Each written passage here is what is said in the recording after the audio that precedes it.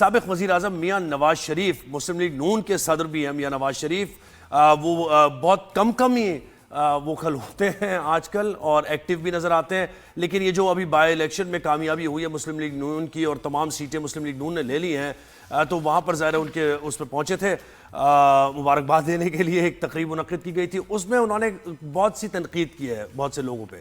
ایک تو بانی پی ٹی آئی پر انہوں نے تنقید کی ہے کہ ان کے دور میں سب کچھ برباد ہو رہا تھا اور ہماری نوز ڈاؤن جاری تھی اکانومی اور اچھے خاصے ملک کو چلتے ہوئے تباہ کر دیا۔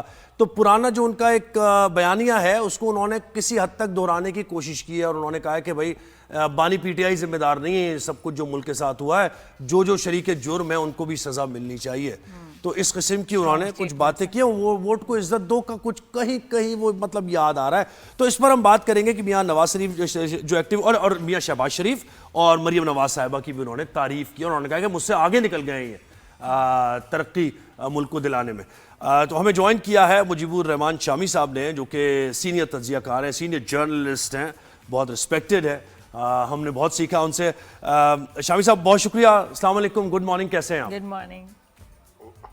وعلیکم السلام جی، السلام جی، بہت شکریہ، سیکھ تو ہم رہے ہیں آپ سے بہت کچھ ماشاءاللہ۔ ارے سر نہیں، شرمندہ نہ کریں، جوانوں کو پیروں کا استاد کر۔ صحیح بات ہے، لیکن خیر آپ سے بہت مشل رہا ہے آپ کا، آپ جس طریقے سے کریں آپ کا چلا۔ اچھا صاحب مجھے بتائیں کہ ابھی تک مجھے ہمیں یہ محسوس ہو رہا ہے کہ ابھی تک کنفیوژن ہی دور نہیں ہوئی کہ حکومت کس کی آخر کون ہے جو حکومت کر رہا ہے؟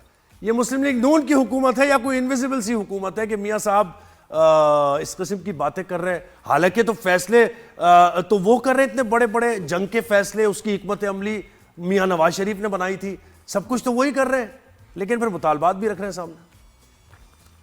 میاں نواز شریف صاحب نے جب یہ کہا ہے کہ شہباز شریف اور مریم بی بی جو ہیں وہ پرفارمنس میں مجھ سے بڑھ گئے ہیں اور ملک ترقی کر رہا ہے، تو اس کا مطلب یہ ہے کہ مسلم لیگ نون کی حکومت ہے اور شہباز شریف صاحب اور مریم بی بی جو ہیں ان کا حکم چل رہا ہے، تبھی تو انہوں نے شاباش دی ہے۔ شاباش تو دے دی سر، لیکن یہ مطالبات انہوں نے ایسے رکھے ہیں جیسے وہ شاید حکومت میں نہیں ہے۔ یہ جو آپ احتساب کی وہ بات کر رہے ہیں، انہوں نے کہا بانی پی ٹی آئی سے کے ساتھ ساتھ، یہ تو ایک آرزو کا اظہار کیا نا، یہ تو ایک وش لسٹ ہے، یعنی ان کی آرزو یہ ہے کہ سب کا احتساب ہو اور جو لانے والے ہیں عمران خان صاحب کے ان کا بھی حساب ہو۔ اب اس میں بھی بحث چل پڑی ہے کہ حساب اور احتساب کب سے شروع ہو، کوئی کہتا ہے فیلڈ مارشل ایوب خان سے شروع ہو، کوئی کہہ رہا ہے جنرل ضیاء الحق سے شروع ہو، کوئی کہہ رہا ہے پرویز مشرف سے شروع ہو اور کوئی کہہ رہا ہے باجوہ صاحب سے شروع ہو۔ تو یہ تو ایک لمبی کہانی ہے، آپ کہاں سے شروع کریں گے اور کہاں ختم کریں گے؟ آرزو کا لفظ اچھا استعمال کیا آپ نے۔ بالکل، اور سر اس بات کا حوالہ دینا، کیا لگتا ہے آپ کو کیا وجہ ہے احتساب کی بات کرنا؟ نہیں، وہ ظاہر ہے کہ دیکھیں جس طرح سے عمران خان صاحب کی حکومت قائم ہوئی، جس طرح ان کے اوپر مقدمات قائم ہوئے، ان کو ڈسکوالیفائی کیا گیا اور اقتدار میں تھے اور ان کو ایوان اقتدار سے باہر نکال دیا گیا، اور یہ سپریم کورٹ کے جو فیصلے ہیں آج بھی ان پر بحث ہوتی ہے، ان پر تنازع کھڑا ہو جاتا ہے۔ تو یہ سب جو کچھ بھی ہوا ہے تو ظاہر ہے کہ ایک کسی بڑے پلان کا حصہ تھا، اور وہ بڑے پلان کو وہ سمجھتے ہیں کہ وہ جن لوگوں نے بھی اسے منصوبہ بندی کی تھی ان کے خلاف کارروائی ہونی چاہیے۔ اب یہ تو ہمارے شہباز شریف صاحب بھی بتا چکے ہیں نا اپنے کے انٹرویو میں کہ ان کو بھی بلایا گیا تھا انتخاب سے پہلے، باجوہ صاحب نے بلایا تھا اور ان سے کہا تھا کہ ابھی نواز شریف صاحب سے اپنے آپ کو الگ کر لیں تو گویا وزیر اعظم آپ بن سکتے ہیں، تو انہوں نے انکار کر دیا۔ جب انہوں نے انکار کر دیا تو پھر توجہ ساری عمران خان صاحب پر چلی گئی۔ یہ پاکستان کی جو تاریخ ہے وہ تو کافی الجھی ہوئی ہے نا، ہاں، تو اس میں تو کوئی لیکن شامی صاحب سیکھا تو نہیں نا، اس کا مطلب یعنی سیکھا نہیں اس تاریخ سے۔ میاں صاحب نے بھی دیکھیں نا کہ سولو رن ہی چاہ رہے ہیں، وہ ابھی بھی وہ بھی یہی چاہ رہے ہیں کہ کوئی اپوزیشن نہ ہو، اور اگر کوئی اپوزیشن تھوڑی بہت پیپلز پارٹی سے وہ بھی ہمارے ساتھ مل جائے کس طریقے سے ایلائے بن کے ہی رہے، اور کوئی مطلب یہاں واچ ڈاگ کوئی بھی نہ ہو، حکومت ہم کریں۔ نہیں، वॉच डॉग में और डॉग में तो फर्क होता है ना. शाही साहब, सही है, ठीक है सर, आप कहीं से भी घुमा के इधर उधर निकल जाएंगे बस, ठीक है. सही है, देखिए यही तो हम सीख रहे हैं आपसे. जब भी हमें नोटिसेस नहीं आ रहे और डर थोड़ा कम है, रात को सोते हैं आराम से. जो हमारी सियासत है उसमें होना तो ये चाहिए कि अहले सियासत आपस में मिल बैठे, आपस में तय कर लें कि भाई जो मादी की गलतियां हो गई तो हो गई, अब वो किसी भी एक्स्ट्रा कॉन्स्टिट्यूशनल इकदाम की हमायत नहीं करेंगे, किसी के बरगलाने में नहीं आएंगे और एक दूसरे को जीने का हक देंगे. और अपोजिशन भी अपोजिशन करे और हुकूमत करे. तो अगर हम इस बात पर मुत्तफिक हो जाएं अहले सियासत, तो फिर ही हमारी तकदीर जो है वो संवर सकती है. मादी की गलतियां जो है, लेकिन शाह सियासत सारी अवाम से, जमहूरियत अवाम से, रूल ऑफ लॉ अवाम से, अवाम की से है नहीं. ये तो अजीब सी बात है. जहां शामी साहब, जमहूरियत कैसे स्ट्रेंथन होगी? बस तो अवाम से ही राब्ता रखना पड़ेगा, अवाम को ही बाइख्तियार करना पड़ेगा. और यानी इसका मतलब वो उसी बयानिए पे जाना चाह रहे हैं कि कहीं ना कहीं मुझे याद रखो भाई, मुझे ये ना कहो कि मैं कोई बो डाउन कर लिया है मैंने, और माजी का बार बार हवाला मैं उसी देना, बयानिए पे कहीं ना कहीं कायम हूं, आऊंगा वापस, बिल्कुल इंतजार करो मेरा. नहीं, अब तो देखे ना, वो अब इख्तदार तो वो सौंप चुके, अब तो उन्होंने इख्तदार की सियासत तो नहीं करनी. अब तो मुस्लिम लीग के रहनुमा हैं, लेकिन ये जो बातें तो वो ठीक कह रहे हैं ना कि हमें माजी से सबक हासिल करना चाहिए. लेकिन सबक हासिल करने के लिए मुकदमेबाजी से ज्यादा एहतसाब ये है हर शख्स अपने अपने गिरबान में झांके, अपनी गलतियों का एतराफ करे और उसके बाद आगे बढ़े. जी सही है. तो इसी तरह हम अपना जी. रास्ता कुशादा कर सकते हैं और पाकिस्तान को मजबूत बना सकते हैं. बेशक सर, इन्होंने ये भी कहा, महंगाई का हवाला दिया कि पहले इनके टाइम पे जो उनके जब टर्म चल रहा था तो महंगाई बहुत कम थी, उसके बाद इमरान खान की जब गवर्नमेंट आई तो महंगाई बहुत बढ़ गई और अभी भी जो है उसके ही असरात हैं, हालांकि मेरी हुकूमत है. सही. तो फिर उसके बारे में आप क्या कहेंगे? जाहिर है अब ये जो मईशत है ना, वो एक दिन में तो खड़ी नहीं होती और एक दिन में बर्बाद नहीं होती. ये तो एक लंबी कहानी है ना. और पाकिस्तान की मईशत के साथ भी जो खिलवाड़ किया गया है वो भी आप देखते हैं.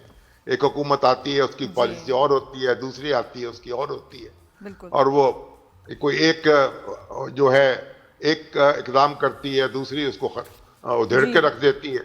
बिल्कुल. तो हमें हमारे बुनियादी तौर पर तो हमारा जो मामला है वो अहले सियासत जो है उनके साथ मैं समझता हूं बुनियादी जिम्मेदारी तो उनकी है. सही. जब वो दुरुस्त हो जाएंगे तो अदारे भी दुरुस्त हो जाएंगे. सही बात है. और शाफी साहब, वैसे बड़ी इंटरेस्टिंग सी बात है कि अगर ये 27वीं तरमीम अगर उस जमाने में आ जाती 3-4 साल पहले, तो फिर किसी मियाँ साहब फिर ये ना कह सकते, ये ना कह सकते मियाँ साहब जो कह रहे हैं. तो अब ये कि आने वाले वक्तों के लिए थोड़ा सा इजी हो गया मामला कि कोई सियासी रहनुमा इस तरफ अपनी जो एनर्जीज वेस्ट नहीं करेगा, क्योंकि उसे पता होगा कि ये हो नहीं सकता ये मामला. हाँ, चलिए अब ये भी कह सकते हैं, कम से कम अदालतों से तो नहीं हो सकता. अच्छी बात हो गई ना सर. अदालतों के जरिए तो नहीं होगा. सही हो गया.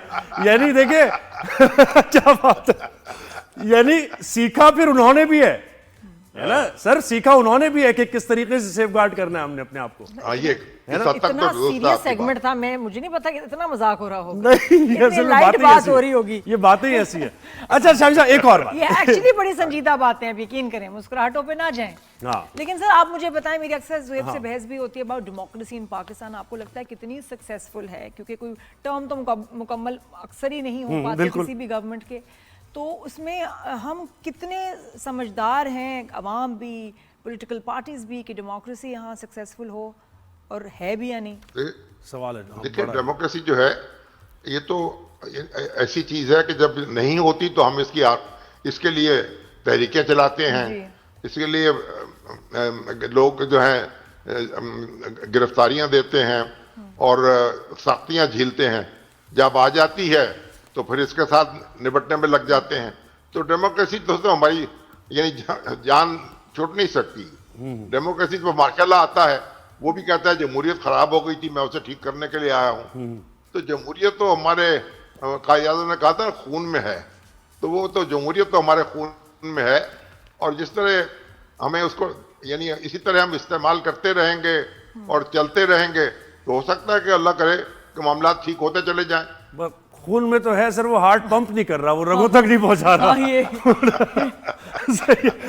شامی صاحب ایک اور سوال ہے سر، ایک بڑا مزے کا یہ ہو رہا ہے، دیکھیں یہ شامی صاحب کے ساتھ کتنی اچھی بات ہو رہی ہے. اچھا مجھے بتائیں کہ یہ جو اب سمپل میجورٹی آ گئی نون لیگ کی سر، اور تھوڑا سا یہ آنے کے بعد ماحول ذرا کچھ ایسا لگ رہا ہے کہ شاید پیپلز پارٹی کو کہیں کارنر کرنے کی کوشش کی جا رہی ہے، پریشر کرنے کی کوشش کی جا رہی ہے. اس پوزیشن میں ہے حکومت ویسے ان حالات و واقعات میں کہ پیپلز پارٹی کو اس سے کوئی کانفرنٹیشن ہو؟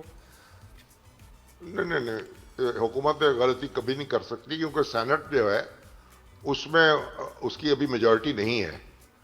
سینٹ میں وہ پیپلز پارٹی کی مرہون منت ہے، تو کوئی عام قانون بھی پاس نہیں ہو سکتا سینٹ میں جب تک آپ کی اکثریت نہ ہو. صحیح. اور قومی اسمبلی میں بھی جو اکثریت ہے، یعنی 1-2 ووٹوں کی اکثریت کیا اکثریت ہے، صحیح. اور پھر آئینی ترمیم کا تو کوئی تصور ہی نہیں کیا جا سکتا. تو میرا خیال ہے کہ پیپلز پارٹی کے ساتھ تو جو حکومت کا معاملہ ہے وہ اسی طرح چلے گا، کوئی تھوڑا سا نرم اور سر تھوڑا سا 28ویں گرم. کی بھی بات بتا دیں، 28ویں آپ سمجھ رہے ہیں آئے گی، اور جو چیزیں ہوں گی اس میں کانٹینٹ بتایا جا رہا ہے. تو 28ویں ترمیم تو اسی وقت آئے گی نا جب پیپلز پارٹی متفق ہوگی. نہیں یعنی ہوگا ایسا، ہو پائے گا سر، ہو پائے گا متفق ہو، مجھے نہیں لگتا ان باتوں پہ متفق ہوگی پیپلز پارٹی. جن باتوں کا ذکر ہو رہا ہے جی ان پہ کوئی اتفاق ممکن نظر نہیں آ رہا، لیکن کوئی راستہ نکالنا پڑے گا. کوئی دستور میں ترمیم سے ہٹ کے کوئی راستہ نکالا جا سکتا ہے اور نکالا جانا چاہیے. یعنی جو مقامی جو حکومتیں ہیں یا بلدیاتی ادارے ہیں ان کو بااختیار کرنے کی حد تک تو میرا خیال ہے میثاق جمہوریت میں بھی لکھا ہوا تھا، اور اس پہ تو اتفاق سب کا ہے. لیکن جو باقی یعنی مالی معاملات ہیں اور صوبوں کی خود مختاری کا تعلق ہے، اس حوالے سے کوئی غور و خوض کرنا پڑے گا، کوئی راستہ نکالنا پڑے گا. لیکن جو بھی راستہ ہوگا وہ اتفاق رائے سے نکلے گا، کوئی شخص اپنی رائے ٹھونس نہیں سکتا. صحیح. سر، بہت شکریہ سر، آپ نے وقت دیا.